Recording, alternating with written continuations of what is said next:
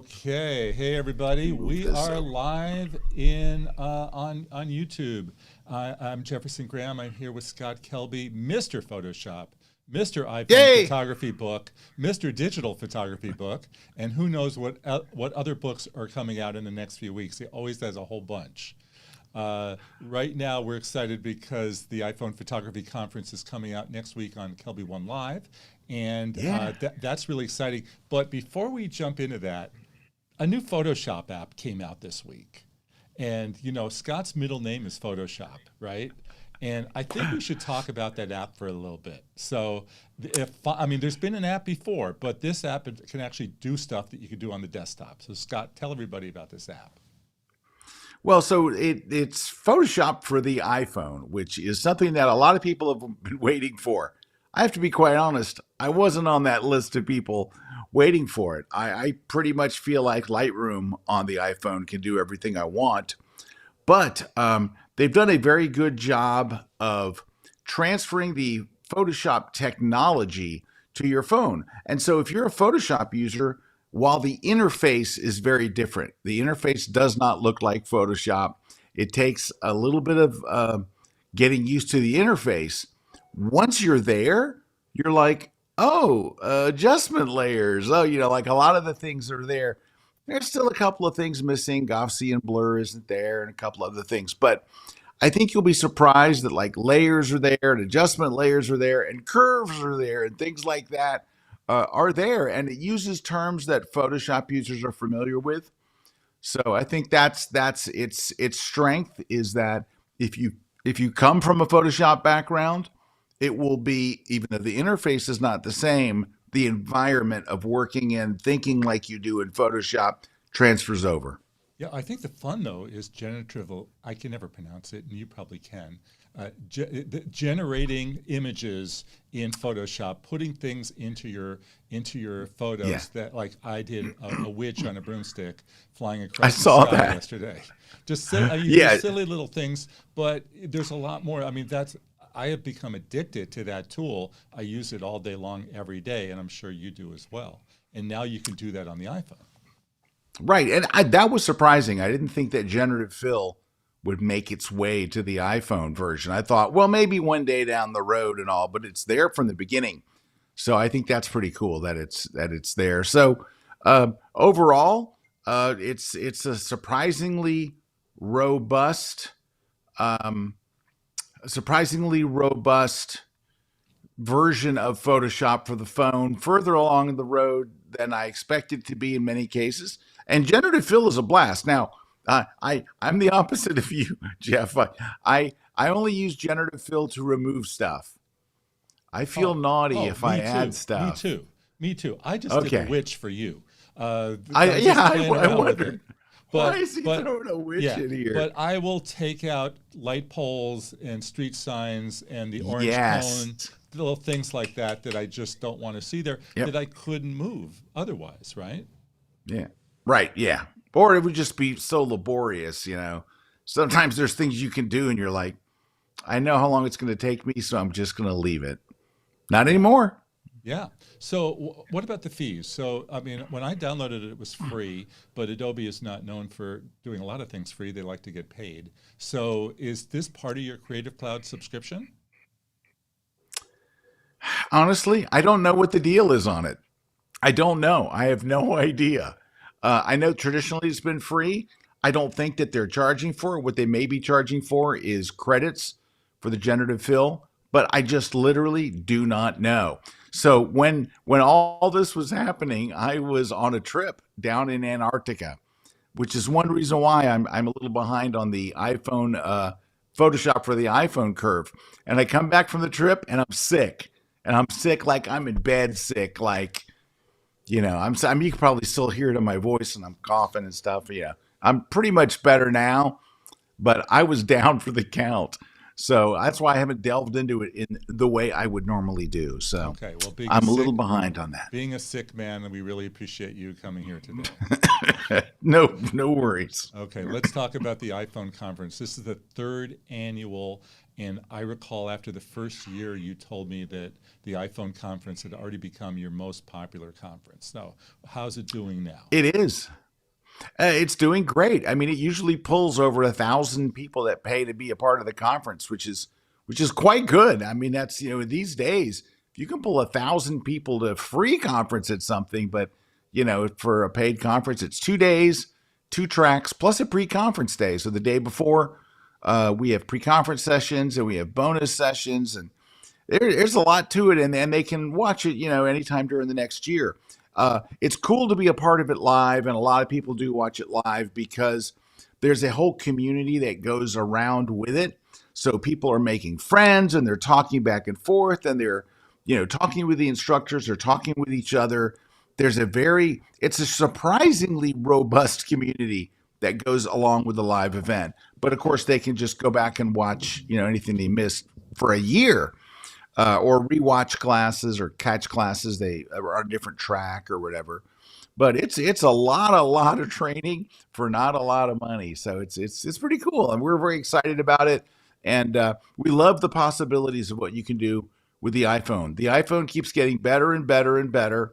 The pictures that we take with it, sometimes I look at my phone. I was just doing a workshop in Las Vegas at the end of the year. And one of the attendees is taking a picture with his phone, and we're all shooting, our mirrorless. He walks over and shows me his phone and says, why am I carrying this big, heavy camera? Look at this. Look at this. And his picture on the back of the phone looks pretty much as good as this picture. I mean, the iPhone is a mirrorless camera, right? Right. So Exactly. It is a mirrorless camera, and the quality is just phenomenal. You're shooting in raw 48 megapixels. I mean, I don't know how much more you need, but it's really become a very serious camera. So think about this, Jeff.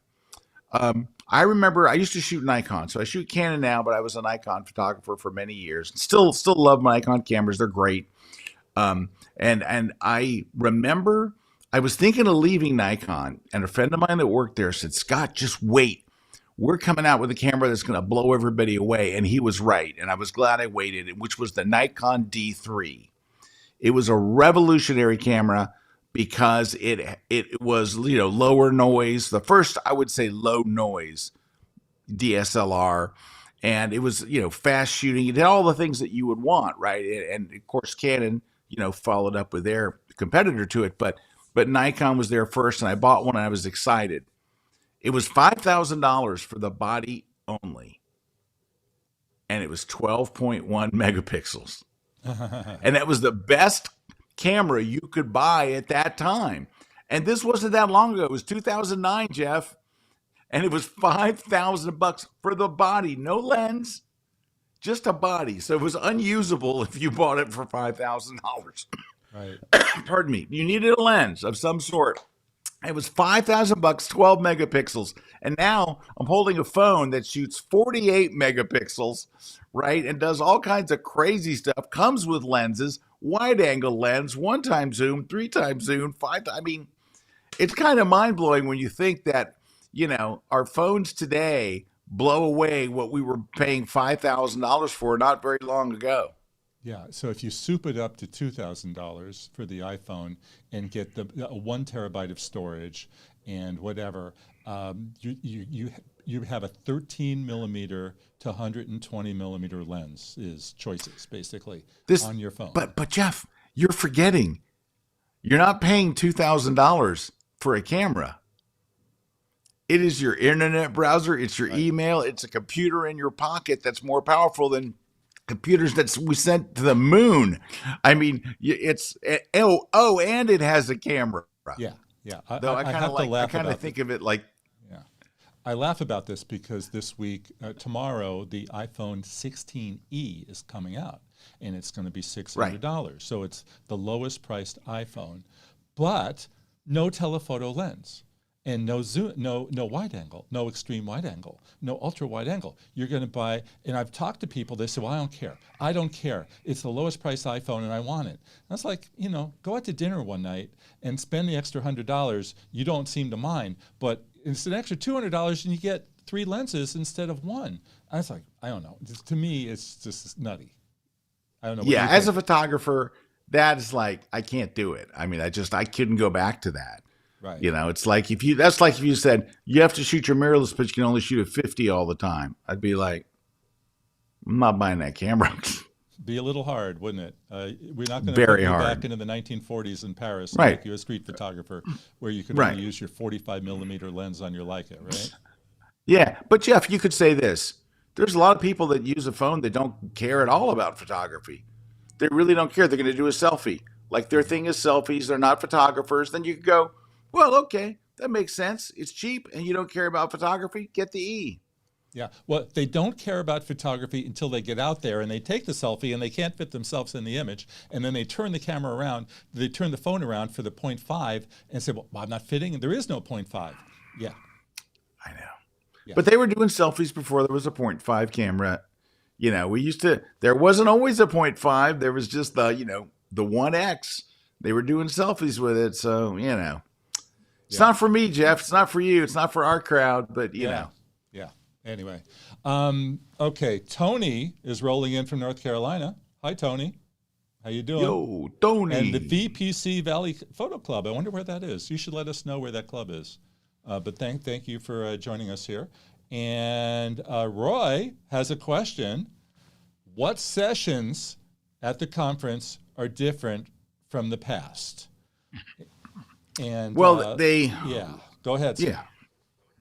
yeah. Yeah, we always try. We have new instructors that have not been there before, and including some interesting things like I don't know if you probably heard of Rampton Kazami, right? Very Yeah. famous Canadian landscape photographer, phenomenal photographer, and I would say, and I mean this he's a friend of mine, so I can say this. He's rather snobby about his sensors and stuff. Like he's always like, oh, I can only use it. And now he's become an iPhone photographer. Like there are people who years ago, just even last year, maybe didn't ever consider themselves an iPhone photographer until they treated it like a real camera. And then all of a sudden they're like, you know what? This thing's pretty good. This thing is pretty amazing. And so we have people that traditionally have not been iPhone photographers, but have made the switch and are loving it, and they're sharing what they've learned and why they switched. And there's always, we always try to come up with new classes. I'm doing a new class called my 20 favorite iPhone tips, and I'm doing it in 1 hour. So it is a rapid fire class with all the latest stuff. I mean, I'm starting off by talking about the new camera control button, the things I like and I don't, and some things to make it palatable because it's not Apple's greatest achievement. I will tell you that people Okay. are Yeah. comparing it. Remember the touch bar on PowerBooks that On the came Mac. and went? Yeah. Yeah, on the Mac. Yeah, people are comparing it to that. Like, oh, it's another one of those things that it sounds cool, but it isn't cool. Um, Well, but I show you how to let's make talk it about that for a palatable. minute. Let's talk about that for a minute, Scott, because I used it Sure. once, I used it twice, I used it Eh. 3 times, and it never went back. I couldn't get the hang of it, and I just said, I'll just open the camera the regular way. The 5 other ways that I can open it, Yes. and there are 5 ways to open it. And the styles doesn't do anything for me, and the camera control button doesn't do anything for me. That is the new tool that came on the 16 models. But Right. how do you master it, Scott? How do you make it Well, work first for you? off, is the things you have to ignore. Don't use it for all the other things, but there's a setting that you can change that makes a big difference. So here's where this thing is kind of broken. So they added a button that you can use as a shutter button. And oh, look, I got a thumbs up. I gave myself a thumbs up. They have a button you can use. This camera control button is can use as a shutter button, or you can change your zoom or whatever. And here's where you get burned. Number one is, so it's in my pocket and I see something I want to shoot, right? So I grab my phone and I bring it out, and here's the button right here. I press the button, it wakes up the phone. I press the button again, now the camera is there. I press the button again to take the shot. How is this better? It's worse. So there's a setting you can use, and it's not in the camera settings. This is where they fool you. So Jeff, you would go into your settings on your phone. You would go to displays. And at the very bottom, I'm going to give you the exact name of the thing. Let me do it here. I'm going to go to settings, bunk. I'm going to go to displays and brightness. And at the very bottom of the screen, it says camera control. And then it says require screen on. Turn that off. Then it kind of works. Then you just hit the button. There's your camera. You're ready to fire. And another really nice thing is if you just do that same thing, you just tap it once and you're ready to go, and it wakes up your phone and you're ready to fire. If you, instead of just tapping it, but you tap and hold, it not only switches you to video, but immediately restarts recording video. So now it actually is what it's supposed to be. It launches fast and lets you take a picture immediately without having to wake up your phone. And it allows you to take video immediately and starts recording it without you having to hit record, without you having to switch to video. Just press and hold. That one setting changes everything. But here's where you could get burned, and don't do this. Once you're in camera mode, you could press it and use it to zoom in and out. This is where photos go to die. You only want to use the optical lenses. You know this, Jeff. You only want to use the optical lenses. But when you start moving that thing, you're getting lenses that are not optical, 1.2, 1.7, all these other weird lenses. And you think, well, there's nothing wrong with this, right? But there is. The other day, Jeff, I saw a guy who was on YouTube talking about iPhone photography. And he said, you know, these other numbers, only use them if you don't care how your photos look. And I'm like, that's it. You only want to use 1x, 3x, 5x, or excuse me, 1x, 2x, 5x, you know. 0.5, you, 0.5. And 0.5. Right. You don't want to use 1.2, 2.4, 2.8. If it has a point anything, if it's not 0.5, you're going to get a lower quality image big time. And so, and it's very easy to do that with that little thing. You'll never hit the right number. Yeah. Just forget that thing for everything else. Use it for the two things I told you, and you're like, okay, this isn't bad. So, Scott, have you used the camera control button once you figured your way through it? I mean, you just went to Antarctica. Yeah. You had the phone there every day. Did you actually use it? You used it? Oh, absolutely. Once I changed that thing, I didn't use it at all. I was just like you. I didn't use it at all. I thought, this thing's trash. Now that I can just do it, yeah, you hit it once, and I'm ready to go. Literally, it's open. I just picked up my phone. It was asleep, and all I have to do is hit the shutter button. It's that fast. But you got to go to settings, displays, scroll to the very bottom where it says camera control, and turn that thing off. All right. Bev is excited about the upcoming conference. So am I. Yay, Bev, let's go. Yeah. And I'm doing two classes that I didn't do last year. One is a full 1 hour on iPhone accessories. Now, I got to tell you, I don't know if you're like me, Scott, but every time I do, no matter what video I do, whether that's going to Paris or going to the gold country of California, the only thing that people seem to say to me is, what was that thing you were using? What was that accessory? What was that cage? Why did you have it? Where did you get it? This is why. Yeah. You have all the cool stuff.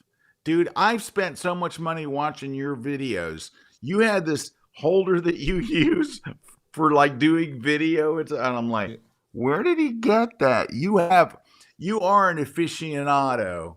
You're the kind of the accessory guru, I would say. So. Yeah, so we're doing a full 1 hour, and in that that's hour, part of it. We're going to demo some of the new stuff that's out. The Insta360 Flow 2, do a full demo on that versus going handheld and versus selfie stick. I think you're going to enjoy that. And then, I started producing a TV show on the iPhone.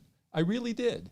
And the show is now on Scripps News every Sunday at 3 p.m. Eastern Time. The entire show is done on an iPhone. And people say to me all the time, you didn't really make the show on the iPhone, did you? No, I did. I really did. And I'll show you every step of the way how I do it. I know somebody sent me a text and said, hey, I was watching TV and just saw Jeff on TV. Oh, great. I'm like, yeah, the guy's everywhere. We try. Jay in Minnesota says the accessory class will be popular. All righty. I And know Jay. Jay's a buddy of mine. Hi, Jay. Bev says both tracks are so good, we'll be able to go back and catch the classes from other sessions. Yes, you will. Right, Scott? Yep. Absolutely. For a whole year. So, Scott, you're doing 20 iPhone tips, and you usually do something else as well. What's the other class?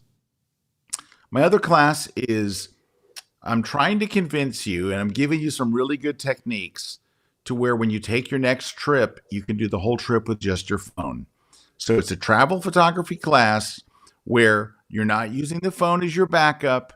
It's not your second body, but you're going, you know what? I just really want to enjoy this vacation. I still want great pictures. And here's how I'm going to do it. So I'm literally showing you. The first class is more about settings, right? There's lots of settings and things to, just like what we talked about. Yeah. The travel class is more practical. Here's things to shoot. Here's how to shoot them. Here's how to get the most out of this. It's very practical. I'm going to France. I'm going to Italy. I'm going to Oregon. How do I come back with great pictures if I'm just taking my phone? And that's what it's all about. Okay. Speaking of travels, you just went to Antarctica, and we have some really amazing pictures to show off. You used both the iPhone and your traditional big camera, your Canon EOS R. I right? did. Yes. Yeah. And one thing I'm trying to do, Jeff, is I'm trying to actually shoot more video just for me, not for content creation or anything. Because while I love making the still image, if I want to go back to the experience and feel like I'm there, video takes me there. Yeah. And I look back, I regret the number of trips where I didn't shoot video. And it was one video that I took that I found years later of my brother and my dear friend Mimo Madani standing on the Academia Bridge in Venice, and you hear the sounds and the boats going by and people walking by and my brother and Mimo talking.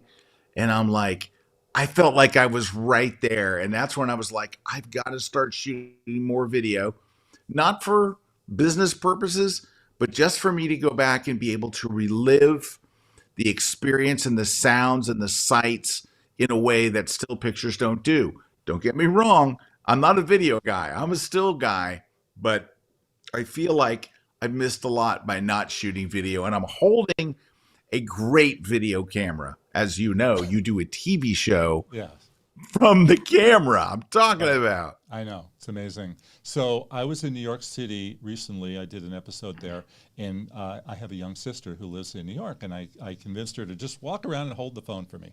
And we went all over the place, and so we're in Grand Central Station. I walk up to two guards. I say, where can I get the best picture of Grand Central Station? And they start talking to me, and they go, look over there. You're taping me? You can't tape me. Anyway, So that's anyway, New York. There you go. York. But so she says to me later, she says, what are the ethics of me leaving the camera on? I said, the ethics are you're not supposed to, but thank God you did. Right? I'm really glad I got that footage. It was great.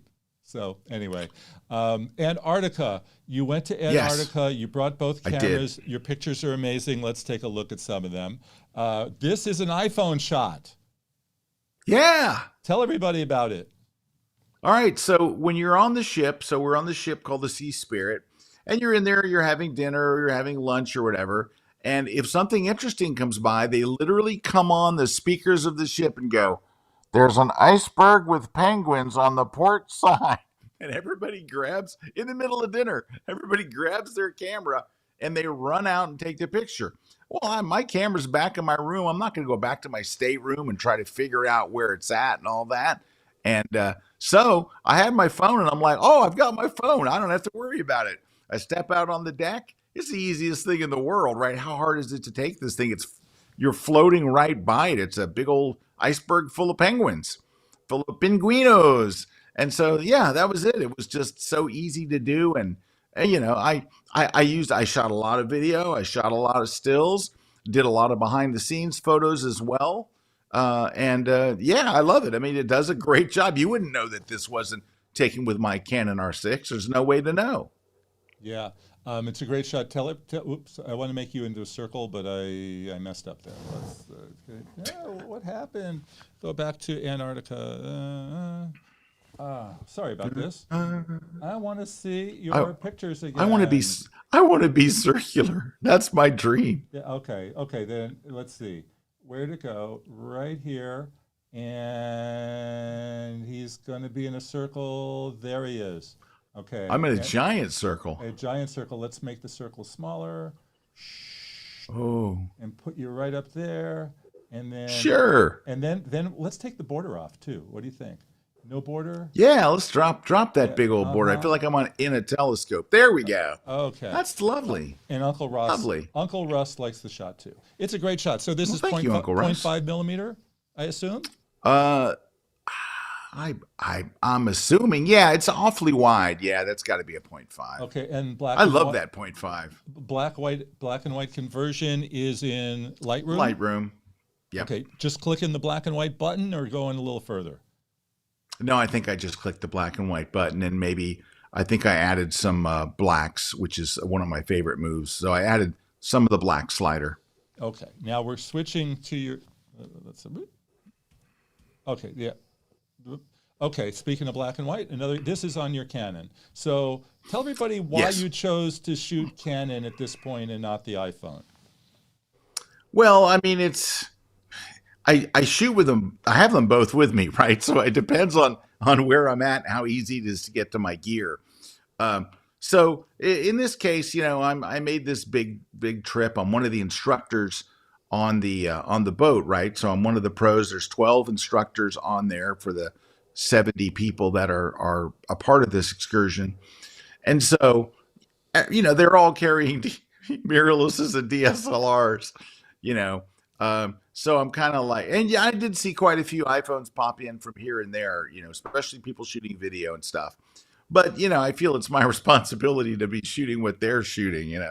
So I did shoot my R6 quite a bit, and with a whole series of my images, I went with this dark look, so intentionally underexposing by quite a bit, and then in post, darkening the sky and bringing out the highlights, which is the white slider. So the blacks and white slider do most of the work here, but intentionally underexposing is kind of sets you up for success. All right. Here's one you didn't underexpose, probably, or you might have. Yeah, no, Nice it's color about shot. right. Yeah. So the little red huts over there, that's owned by the Argentinians, and this is a little research thing where they pop in for a certain amount of time. It's not manned all year long, but they pop in for a certain amount of time, and I love the way the red looked, on that background. So I popped in there, and I like that particular shot from the deck of the ship, just sitting still. Really? That's funny.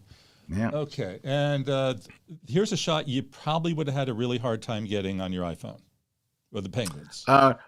Yeah, just because they were a little further away. So I took a 150 to 600 with me, a Tamron, lightweight, lightweight, compared to like a big Canon lens or something. But it's what I use for aviation photography, and I thought the length was pretty good.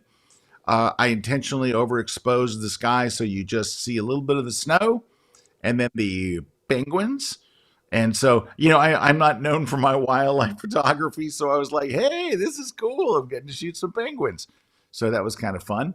Inspired by Rick Salmon. Oh, there's Rick Salmon right there. Ha! He wants to know if you took photos of the burgers on the ship.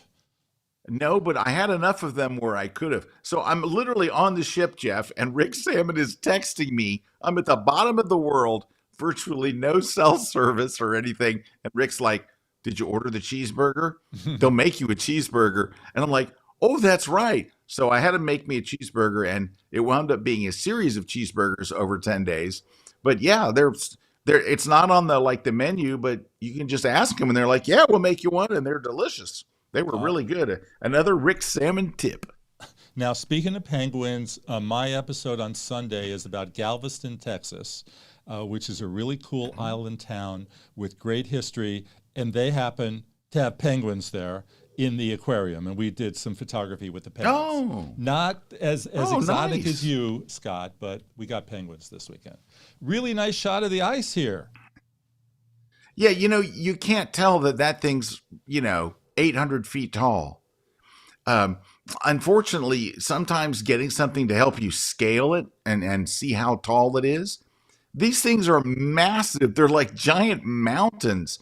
You'll see an iceberg or something, and the guide will say that one, or a mountain right there, is 2,600 feet, and you're like, how can that be? I mean, they're gigantic. So I was trying to get some sense of scale, but you unfortunately, you really don't have that. I think I included one shot that we'll see in a moment with the boat, so you can actually see the scale of things. Because I think it's one of the things that makes Antarctica so interesting is how giant the ice is. It's just massive. It's like, imagine being in the Grand Canyon and it's all ice. That's how you feel when you're there. All right. Well, that's actually, sorry, Scott, but that's all the pictures I put in. They're all amazing. Oh, okay, no worries. But I just sent a note out to Rick, who's either watching us or isn't, but he was there, to tell everybody about his classes, because Rick was just in Vietnam, in Asia, somewhere. He went on a 30-day trip, a big anniversary with his wife, Susan, and he was just posting one amazing shot after the next on social media every day. And I believe he's doing traveling with the iPhone, right? And, let's see. There. So otherwise, while we wait for Rick to get back to us, we have another question here. It's down the line here from Roy. Wants to know, Scott, what settings when editing photos do you recommend that were taken during the worst time of the day, the middle of the day? Yeah, so Roy, I kind of already spilled my hand on what the trick is. One of the things that I think helps the daylight harsh shots is to lower, it sounds like lower, but dragging to the left the black slider in Lightroom. So dragging the highlight slider to the left and the black slider to the left does much more than you would think for rescuing a daylight shot. Yesterday on my podcast, The Grid, we do blind critiques. Gentleman sent in a shot from Venice, the canal where the Bridge of Sighs is, and the whole wall was white, taken at like high noon, like middle of the day. By lowering the highlights and then lowering the blacks. When I say lowering, it's going to minus 100, but it's adding black in. So you're not raising the blacks, you're lowering the blacks. It's one of the most effective things I've seen to actually help it look less like a daylight shot. That's my recipe. Lower the highlights and drag the black slider to the left is the best recipe I found for saving a daylight shot. Okay, well, even when you're taking not the saving harshness something, off it. When you're not saving something, I'm addicted to the black slider and the dehaze slider in Lightroom Mobile. Yes. Those are my two go-tos. My two go-tos. Dehaze is great. It's another form of contrast, it's mid-tone contrast. It does a brilliant job. Tony wants to know how it feels to be on the other side of the blind critique. I'm not sure what Tony's asking there. I think because we're looking at your pictures. I guess that's. Well, it's a joke. I think he's joking with you. He's having fun with you. Okay. It's uncomfortable. No, your pictures are amazing and awesome. When do you edit them? Pardon me. Do you edit when you're in Antarctica, or do you wait till you get home? I did about half and half. So I was kind of sick, I got sick halfway through the trip. I'm in my room. I feel like terrible. Like they're going out and doing Zodiac excursions and they're going out and going to land and all this. And I'm like, I'm so sick. So I just sat there with my laptop in my room and worked on photos.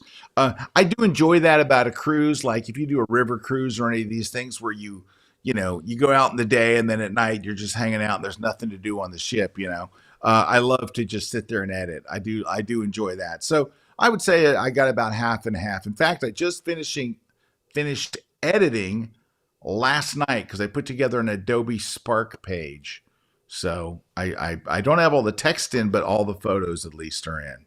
What's your go-to technique for transferring photos from the phone to your computer? Do you use a cable? Are you an AirDrop guy? What do you like?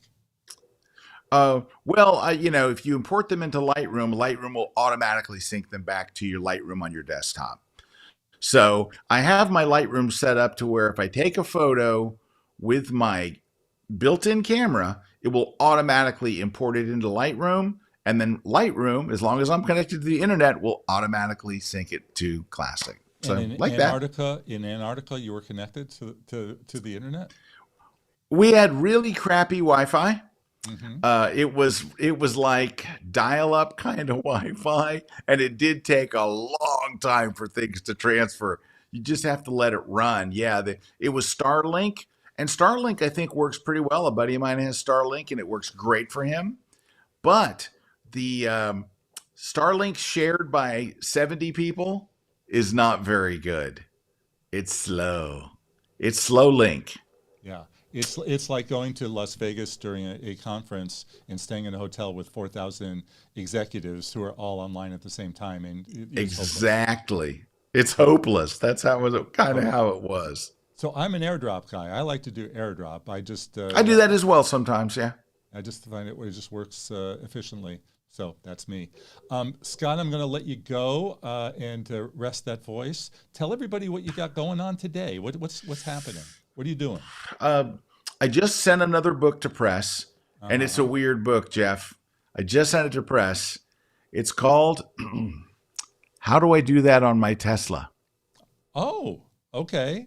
I know it's weird. So that's what it is. It is an entire book for people who own a Tesla, maybe just got their first Tesla, and they want to know how to do things. The Tesla OS is very much like the Mac OS or Photoshop, in which it does amazing things that are hidden. Right. And so I cover all that stuff. It's not just the OS, but it's everything. It's like, how do you open the back door if the battery goes dead? How do you get out of the trunk?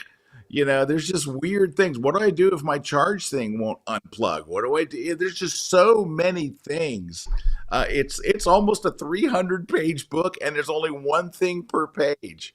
So it's not designed for people who've never had a Tesla. It is literally, I have a Tesla and I want to keep something either on my phone or in my glove box where I can look it up and immediately there's the answer. Because the manual is, well, it's like every other manual, but this book makes it really easy, How really, did really easy, and it's based on the same stuff that I do with photography or with Photoshop. I have a book called How Do I Do That in Lightroom? How do I do that in Photoshop? My publisher pitched me on how do I do that in Tesla? I'm on my 14th Tesla. So our family has had 14 so far. I've been driving a Tesla for over 10 years. And my daughter has one. I have one. My wife has one. And so I've just known a lot of Tesla stuff. Also, I had a co-author. yeah. So we split the book. Terry White, who is the king of Teslas, man, Terry White makes me look like a casual Tesla user. His garage looks like the Tesla store. I mean, it's amazing. And he's brilliant at all the stuff that I'm not brilliant at. He's a very techie nerd. And so the Terry and I together, the book came out great. It really did. I'm very excited. And it's off to press. And so, it'll be out very soon. How did it feel to be writing about something that wasn't iPhone, Photoshop, Lightroom, yada yada yada, etc. Your niche. How did it feel to expand? Honestly, I've done a lot of books that people probably don't realize that are not uh, iPhone books. I've done books about being a dad. I've written books about the iPhone, just the iPhone back in the day. I wrote books about the iPod. I wrote a book about Jesus. That's right. So I've written all kinds of books that over the years that are a departure. It was fun. It's fun doing something way different. Yeah. And I'll be doing a book on music. It's on an app called Logic Pro X. It's called Okay. How Do I Do That in Logic Pro X. So it's fun to branch off and do. I've written 109 books, I think now. It's a lot. Really, 109 books. Well, You yeah, did. You that's did. over 27 years. But you didn't have a hundredth book celebration. No, I probably should have, but I was probably late for my next book, so we didn't really stop and do that. But yeah, so that's over a long period of time. I started writing my first book while my wife was pregnant with our son, who is now 28. And Mm. so this has been over many, many years, but I got a great production team behind me. I have my own in-house editor, my own in-house layout artist. They're both phenomenal. Have been with me for many years, and they make the whole process so much easier. They're just the best. So And what do you do? that About that really four helps. books a year? 3 books a year? This year I'm trying to do three. So, three or four if I can get it done. I don't always reach that goal because I have so many other things going on. But I'm hoping this year to do three. And Eric Kuna is writing a book for us this year. He is an absolute expert on shooting the Milky Way and the night sky and just shooting at night in general. And he's done a terrific book on all that stuff, and same kind of layout and everything. It's, like how do I shoot the Milky Way in the night sky? And so that's, Eric is the there king you of go. this. Nobody knows the night skies and the stars like Eric. Starman, I believe you call Oh him. yeah. Don't you? He is Star Man. Right, that's That's amazing. him. Okay, so we're going to let you go to go do another book. I'm sure you'll come up with a new idea once we get off. But let's just Oh, remind I'm everybody. already on deadline. Yeah, let's remind everybody there's an iPhone conference next week, the iPhone Photography Conference. Yeah. So many great Yes. instructors: Scott Kelby, Eric Kuna, Russell Brown, Terry White, Lisa Jefferson Carney, Graham. me, Glenn Dewis. There's so many greats. And Yeah. what's the early bird pricing? Is it $100? Is it 150? I'm I not think it's sure. 149 if you get in early, Okay. and it saves you another 149 because if you wait to the last minute, and tons of people do, they'll go and pay 300. And I'm like, you don't have to do that. Just sign up a couple of days earlier and you're set. And you can sign up at Kelby One Live and see the schedule and everything. So it's kelbyonelive.com. You can see the schedule and all the instructors and everything else. And there's an orientation the day before to show you how we do these online conferences. And we've been doing them for years now, since the pandemic. And we've got a very easy, fun way to do it. So All right. there you So go. both Scott and I will see you on Tuesday at the iPhone Photography Yeah, at Conference. the iPhone conference. Thank Yeah. you, everybody, for tuning in. I'll have sign in information in the description. And of course, the good folks at Kelby One say, hope to see you there next week. It's going to be a fun time. Scott Kelby, Woo! thank you so much. Pleasure was mine, Jeff. Thanks for All having me right. on. See ya. And where is that button? There's the button. Goodbye and